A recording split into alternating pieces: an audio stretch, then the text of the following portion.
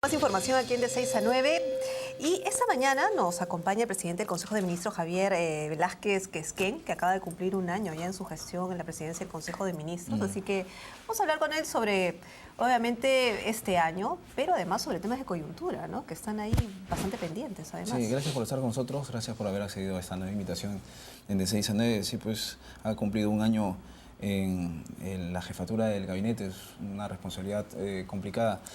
Y bueno, quisiera empezar por el tema de los rumores que siempre ocurren en julio, ¿verdad? Los rumores de cambios ministeriales. Hay voces que hablan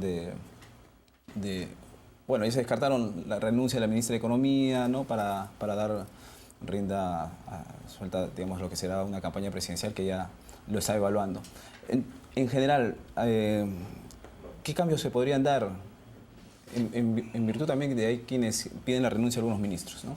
Bueno, el presidente acabó con esa rutina de que cada 28 de julio tenían que haber anuncios que pudieran alterar el ritmo o el curso de la política general del gobierno y también el cambio de ministros. Él considera, en este tema es muy versátil, considera que cuando hay necesario de ajustar el gabinete parcial, o en su caso cuando ha tomado dos decisiones de remover totalmente el gabinete en función de los intereses del país, lo ha realizado. Yo he conversado con él, ayer hemos venido de Trujillo, y a corto plazo no hay posibilidades de reajustar el gabinete. Creo que en términos generales, este ha sido un año donde hemos hecho un esfuerzo de disminuir la conflictividad social. Usted ve el cuadro que presenta la Defensoría del Pueblo y que nosotros hemos presentado, lo hemos hecho con un principio que es fundamental para el sistema: orden democrático. Entonces, la herramienta que tiene el sistema para defenderse de aquellos que utilizan la protesta para hacer violencia contra la propiedad pública y privada es la Constitución y la ley. Entonces, dejando constancia que esta es una prerrogativa exclusiva del presidente de la República, él mañana o la otra semana o antes del 28 puede tomar la decisión de remover total o parcialmente su gabinete. Pero también hay intereses propios de los ministros, ¿no? Tal vez otro tipo de proyectos, tal vez postular al Congreso, tal vez, qué sé yo, también están los intereses de los ministros y de su vida política. El plazo de los ministros para abandonar el gabinete, para postular al Congreso u otras candidaturas en elecciones generales, porque ya la de regionales y municipales ya venció el plazo, es en octubre. Pero obviamente me imagino que algunos de ellos que tendrán legítimas aspiraciones, ¿cómo sé? Abandonarán el gabinete. Yo no lo voy a hacer. En tanto, si el presidente lo considera que debo abandonar el gabinete porque necesita relanzar la política del gobierno, con mucho gusto lo haré, pero yo no tengo ninguna aspiración electoral. ¿No tiene ninguna aspiración de volver al Congreso, de ocupar otro cargo? Bueno, si yo dejo el gabinete antes del próximo año, tengo que volver a terminar de cumplir en funciones, porque yo soy congresista, pero postular ni a la presidencia, al Congreso, como por ahí se ha insinuado, de ninguna manera. Pero ¿y su futuro político? ¿Cómo? ¿Y su futuro político, pero el futuro su político carrera política? No solamente está en un cargo público. Yo creo, y lo he dicho, que siga siendo primer ministro o no, yo voy a acompañar al presidente García hasta el 28 de julio del 2011, cuando él vaya al Congreso a entregar el gobierno a quien salga elegido en las elecciones de abril. Usted ocupa las funciones también de vocero del gobierno, y hay varios ministros que ya se han pronunciado respecto al tema de los topes a la propiedad.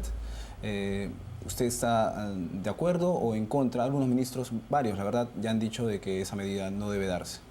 Bueno, el Ejecutivo en su momento tomará una opinión si este proyecto de ley se presenta. Yo quiero dar mi opinión a título personal.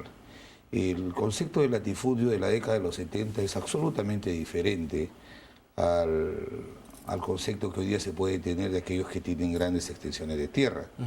En primer lugar, porque en esa época el país tenía una política hacia el mercado interno y hoy día nosotros estamos insertados en una economía global, donde nosotros tenemos que competir, obviamente, con actividades económicas de esa dimensión. Lo que yo sí creo que el lado del control de que no se utilice la concentración de una actividad económica es afirmar más las facultades del INDECOPI. El INDECOPI tiene que ser una herramienta que esté en el Estado democrático para poder en su momento disipar cualquier concertación de un sector de la actividad económica en precios o en algún otro tipo de los componentes de esa actividad. De tal manera que yo no creo, le digo a título personal, que la solución vaya por el camino de decir 40, 30, 20 o 10, sino es cómo afirmamos la autoridad del INDECOPI. Ahora, el límite de las tierras precisamente está generando, al parecer, usted lo dirá, discrepancias en el mismo gobierno, en el mismo ejecutivo, teniendo en cuenta, ¿no es cierto?, que hay intereses de miembros del partido aprista, ¿no? Bueno, fíjense, el Parlamento Jorge del Castillo es uno, es libre y autónomo para presentar iniciativas de esta naturaleza.